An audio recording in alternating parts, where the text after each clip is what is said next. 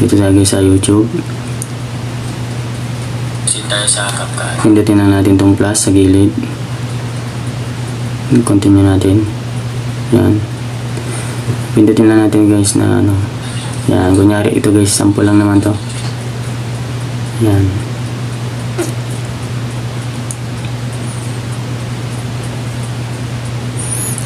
Hintayin lang natin guys na ma-process yung video no.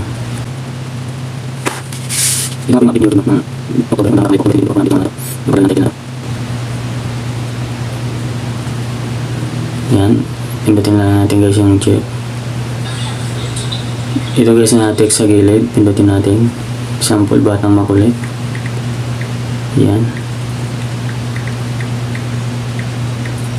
Yan. Mamili lang din po tayo ng kulay dyan guys. May dilaw. Yan. May pula. Ayan. Napili nga natin dito guys yung green. Yan. Yan, pinahinaan ko lang guys yung yan, pwede po natin pilian kung saan natin nilalagay sa taas o dito sa baba. Ito po yung guys yung title na makikita hanggang sa matapos yung video natin no?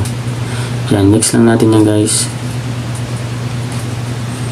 Yan, dito naman guys, dito tayo maglalagay ng title na pag click po ng video natin ay mawawala po yung title no? Pindutin lang natin guys yung pencil icon sa taas. Yan.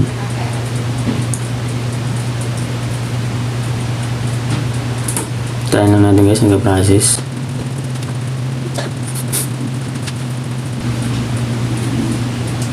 Yan. Pindutin lang natin to guys na text sa gilid. Yan. Diba? Isang title lang din. Batang makulit. Yan. Ilagay natin guys sa taas para makikita natin mamaya na mawawala po yung title na to sa taas. Yan, check natin. I-upload natin. Yan, tayo na lang guys natin na ma-upload no.